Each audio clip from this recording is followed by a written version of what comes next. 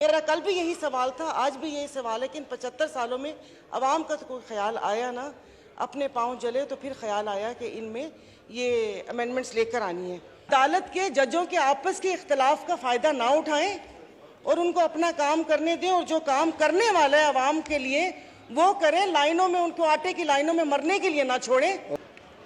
مختصری ہے اسپیکر صاحب، کل وزیر اعظم صاحب نے بولا تھا کہ اس بل کے اوپر بحث کی جائے۔ میرے خیال میں وہ بھول گئے، انہوں نے یہ کہنا تھا کہ اس پر برائی کی جائے، کیونکہ اصطلاحات تو وہاں سے کوئی ایسی آئی نہیں، مطلب سب شروع ہو گئے ایک ہی ادارے کی برائی کرنے کے لیے۔ اور پوچھنا یہ تھا کہ کیا مفت اور فوری انصاف کی ضرورت صرف اشرافیہ کو ہے؟ میرا کل بھی یہی سوال تھا، آج بھی یہی سوال ہے کہ ان 75 سالوں میں عوام کا تو کوئی خیال آیا نہ، اپنے پاؤں جلے تو پھر خیال آیا کہ ان میں یہ امینڈمنٹس لے کر آنی ہے۔ اور آپ اگر لے کر آ بھی گئے تو یہ ریفارمز کب ہوں گی؟ کیا ادارہ جاتی اصطلاحات میں ایسی ریفارمز آئیں گی کہ جیسے ابھی کل سے ہم خبریں سن رہے ہیں، اسکاٹ لینڈ میں شاید وہ حمزہ مصطفیٰ صاحب جو ایک فرسٹ منسٹر بنے ہیں، ان کے والد میٹرو میں ٹکٹس بیچا کرتے تھے، تو کیا یہاں ہمارے بھی کوئی اٹینڈنٹ کا بیٹا یا بیٹی یہاں پر بیٹھ سکے گا؟ تو اور دوسرا جو آپ نے امینڈمنٹس کا جو ابھی بات میں کر رہی تھی کہ سر یہ جو بل اگر انہوں نے خود بنایا ہے، کسی نے بنا کر نہیں دیا، تو اس کے پیراگراف کی جو آئین کا آرٹیکل 191 ہے وہ یہ کہتا ہے کہ آئین اور قانون کے تابع سپریم کورٹ عدالت کے عمل اور طریقہ کار کو ریگولیٹ کرنے کے لیے قوانین بنائے گی۔ تو کیا یہ پھر ان کے کام میں مداخلت نہیں ہے؟ تو یہ سپریم کورٹ کا خود کا حق ہے نا کہ وہ اپنے وہ رولز بنائیں۔ یہ آپ یا اسمبلی ڈیسائیڈ کرتی ہے نا کہ کوسچن آر کب ہوگا، کالنگ اٹینشن کب ہوگا، پرائیویٹ ممبر ڈے کب ہوگا، یا پھر جیسے پھر آپ کا اختیار بھی ختم اور 10 سینئر وزیر یہاں پر بیٹھ کے اس کو بولنے دینا یا اس کو نہیں بولنے دینا۔ تو یہ کچھ چیزیں واضح نہیں ہیں۔ اگر ایک سیکرٹری سمری بھیجتا ہے چیف سیکرٹری کو تو وہ مطلب اس پہ اعتراض نہیں لگائے گا، وہ اس کو ایز اٹ از بھیجے گا۔ تو یہ 2-3 سوالات ہیں۔ تو عدالت کے ججوں کے آپس کے اختلاف کا فائدہ نہ اٹھائیں اور ان کو اپنا کام کرنے دیں، اور جو کام کرنے والا ہے عوام کے لیے وہ کریں، لائنوں میں ان کو آٹے کی لائنوں میں مرنے کے لیے نہ چھوڑیں۔ ہنسی بھی آ رہی تھی اور ترس بھی آ رہا تھا کہ انہوں نے ایک بات کی کہ اللہ پاک ہماری آسانیاں دور کرے، پیچھے بیٹھے ہوئے پٹواری نہیں سمجھیے گا، پنکھے، فین، انہوں نے کہا آمین، سنا ہی نہیں کہ اللہ پاک آسانیاں دور کرے۔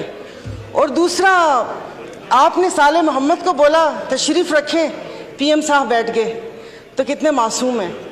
میں ابھی افطار بنا کر آئی تھی، داغی پھلوں سے تو کوئی فروٹ چاٹ بھی نہیں بناتا، انہوں نے حکومت بنا دی۔ اسپیکر صاحب یہاں پر اسمبلی ہی پوری نہیں ہے، آپ کی 228 کی اسٹرینتھ ہی نہیں ہے، تو قانون سازی کیسے ہوگی؟ اس کٹی پھٹی لٹی پھٹی اسمبلی سے آپ یہ قانون سازی کریں گے؟ محترمہ سائرہ بانو صاحب۔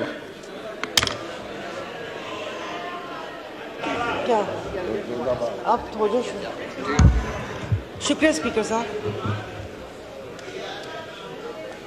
اسپیکر صاحب اس وقت ٹائم مانگا تھا جب پی ایم صاحب بیٹھے تھے اور وہ تقریر کر رہے تھے اور کچھ آئین اور قانون کی باتیں کر رہے تھے۔ پلیز شروع کیجیے۔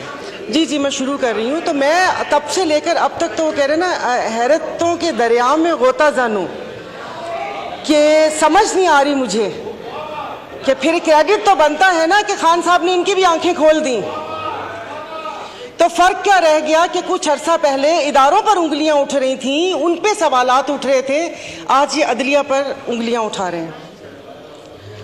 تو ون مین شو تو 75 سالوں سے اس ملک میں، اور اگر تھوڑا لائٹر موڈ میں بات کروں تو اتنے سارے لوگ ون مین شو پرفیوم بھی لگاتے ہوں گے، کیا پارٹی میں ون مین شو نہیں ہوتا؟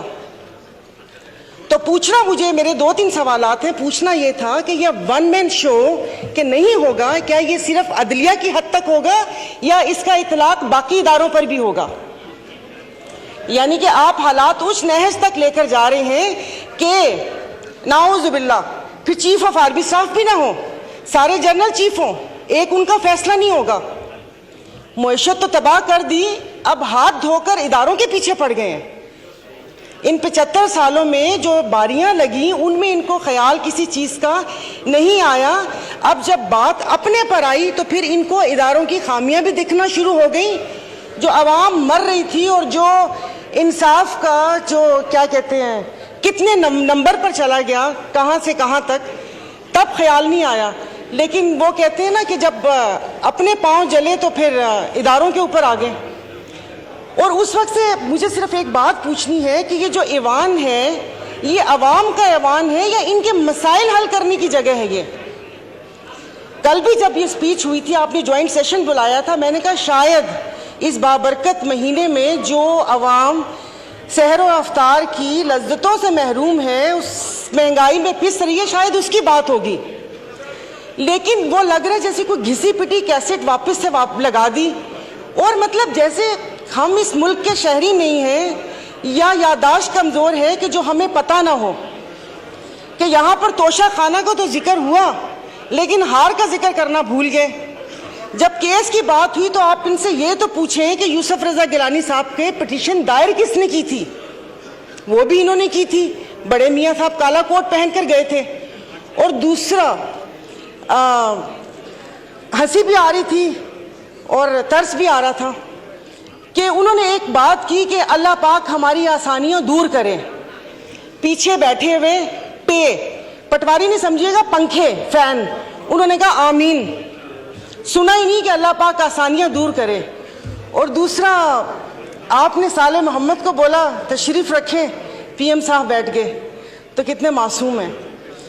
تو یہاں پر کوئی ایوان پہ عوام کی بات کرنی چاہیے.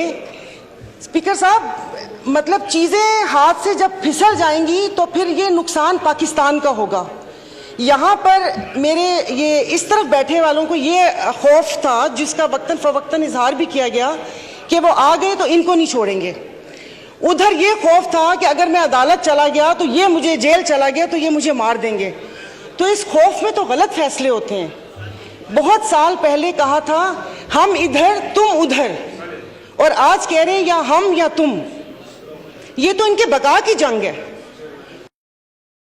یہ اسٹیبلشمنٹ کے لیے کہا تھا کہ 2018 میں ریگنگ کر کے ان کو لایا گیا. اسپیکر صاحب آپ کی توجہ جی. تو بقول ان کے کہ وہ مسلط کیا, تو پھر ہم اپنا لہو کن کے ہاتھوں پہ تلاش کریں؟ کن کے ہاتھوں میں اپنا لہو تلاش کریں؟ مطلب جو لانے والے تھے انہوں نے چھوڑ دیا ان کو, یعنی کہ وہ نیکسٹ ٹائم بھی وہ کوئی ایسی غلطی کریں اور اس ملک کے اوپر ایسی چیزیں مسلط ہوں تو انہوں نے چھوڑ دیا. تو میرے خیال میں کہ جو اگلی باری ہے وہ دوسرے ادارے کی ہے. اور باقی اگر یہاں سے وہاں گئے تو وہاں پر بھی ان کی ہی مدد شامل تھی.